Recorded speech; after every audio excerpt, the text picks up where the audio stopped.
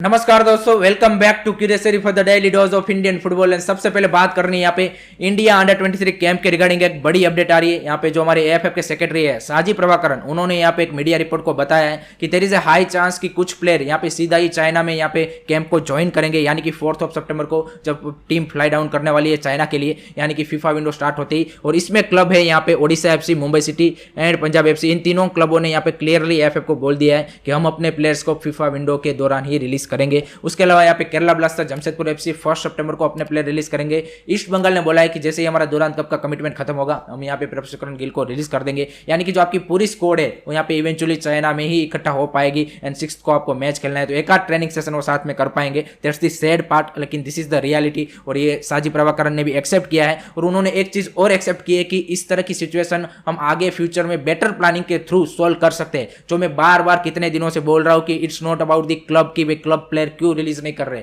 अगर आप शेड्यूलिंग अच्छी तरीके से आपके जो डोमेस्टिक कंपटीशन है, चाहे वो दुरांत कप हो चाहे सीएफएल हो, उसको करते तो इस तरह की सिचुएशन से बच सकते थे। क्योंकि यहाँ पे मल्टीपल स्टेक होल्डर अपनी अपनी क्या बोलते कि चीज़ें करने के लिए यहाँ पे इवेंचुअली इंडियन फुटबॉल को जेपोटाइज कर रहे हैं। तो the Indian football what is they need is better Indian football scheduling. आपने स्ट्रक्चर बना दिया, लेकिन अगर शेड्यूलिंग अगर सही तरीके से नहीं होगा तो ये स्ट्रक्चर आपका फेल हो जाएगा। और इसमें जो मतलब अगर आपको पता होगा कि दुरांत कप ओरिजिनली वो स्टार्ट ऑन दी 23 या 24 जुलाई को स्टार्ट होने वाला था और आपका 15 या 20 अगस्त के बीच में वो खत्म हो जाने वाला था। लेकिन यहाँ पे सीएफएल ने, यहाँ पे आईएफए ने एएफएफ को बोला कि भाई हमको यहाँ पे सीएफएल स्टार्ट करना है इतना अर्ली, सारी चीज़ें उसने बोली। तो सीएफएल के चलते यहाँ पे आपको दुरांत कप को लंबा करना पड़ा, एक वीक लेट करना पड़ा। और इसी के चलते देखिए ये सिचुएशन अराइज हुई। तो that's why I am saying कि भाई बेटर प्लानिंग के थ्रू, प्रोएक्टिवनेस के थ्रू यहाँ पे आप इस तरह की सिचुएशन को अच्छी तरीके से टैकल कर पाते हैं। और ये जो क्लब वर्सेस कंट्री का जो मामला है, आई थिंक वो एकदम फालतू है। जो भी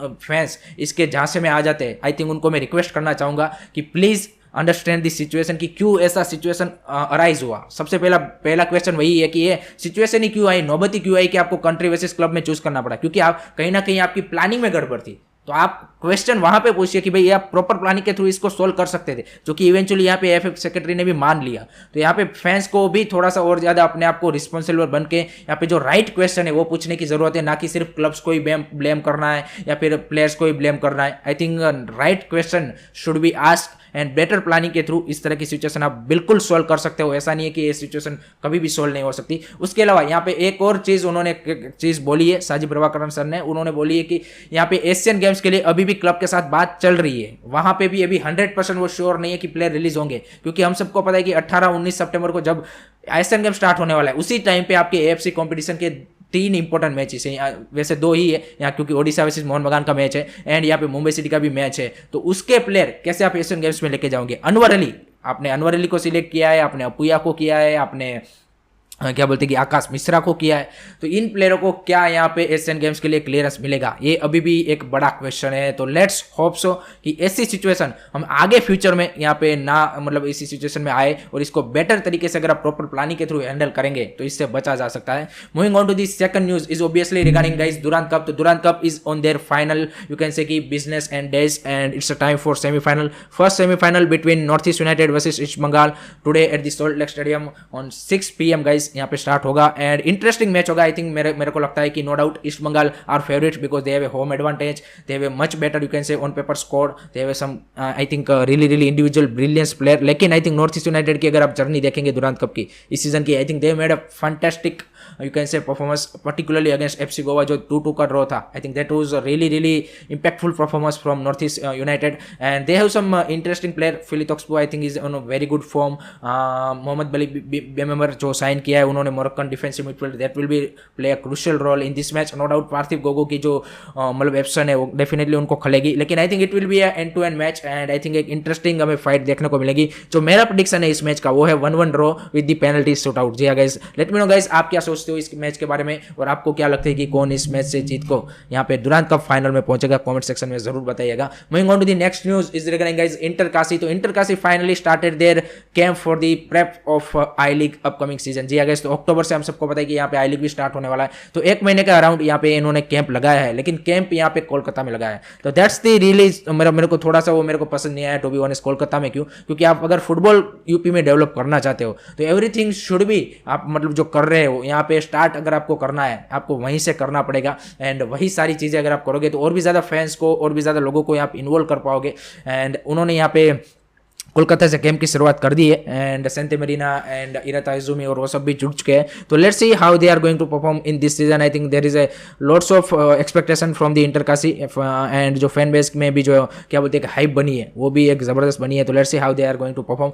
now let's move on to the last segment is about guys transfer, because we all know that it's 2 day left in the transfer window, so lots of movements is happening. And first भाई यहाँ पे Hyderabad FC ने जैसे ही मतलब वो transfer ban हटाया है, एक बड़ी साइनिंग कर दी है भाई, फिलिपे डी सिल्वा, अब ब्राजीलियन भाई फॉरवर्ड को यहाँ पे उन्होंने 32 ईयर्स ओल्ड उनको यहाँ पे साइन कर लिया है फ्रॉम चिंगारी United Thailand club. Most of his career क्या बोलते हैं कि Philippe de Silva played in Brazilian leagues, I would से लास्ट 2-3 साल से वो थाईलैंड लीग में खेल रहे हैं। एंड इंटरेस्टिंग प्रोफाइल है, can play on multiple position, winger, forward, right, left wing, दोनों साइड खेल सकते हैं। ऑलरेडी वी नो दैट कि भाई हैदराबाद एफसी के पास 2 फ्रंट में Jonathan Moya and Joe Novells के रूप में 2 और फॉरेन साइनिंग्स है, Jonathan Moya as a striker, Joe Novells winger, and I think Felipe de Silva also will play as a winger. तो I think front 3 of foreign attack, I think that will be really interesting to watch and मजा आएगा। I think Hyderabad FC भी I think जो squad है I think काफ़ी तगड़ी बन चुकी है, मतलब लग नहीं रहा था जिस तरह से वो फाइनेंशियल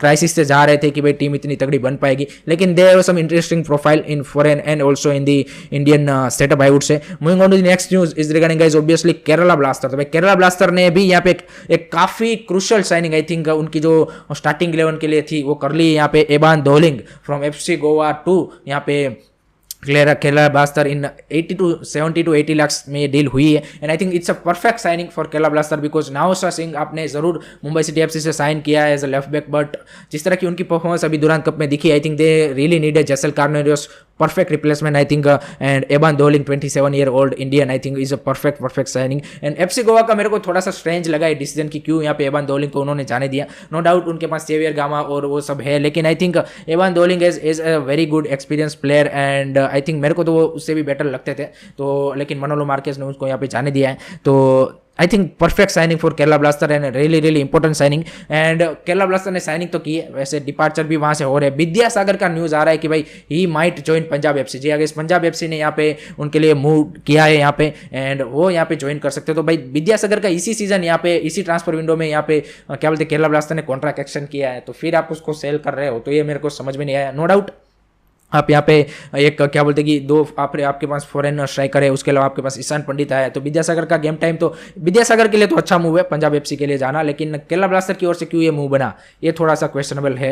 उसके अलावा यहाँ पे गिवसन सिंह भी यहाँ पे केरला ब्लास्टर को लीव करेंगे, यंग इंडियन मिडफील्डर, तो वो भी यहाँ पे केरला ब्लास्टर को लीव करेंगे, ऐसी न्यूज़ आ रही है in this final days of transfer window. तो that's it regarding guys Indian football news, and I hope कि आपको वीडियो इन्फॉर्मेटिव लगा हो। Keep supporting Indian football, don't forget to like share subscribe. जय हिंद, जय भारत।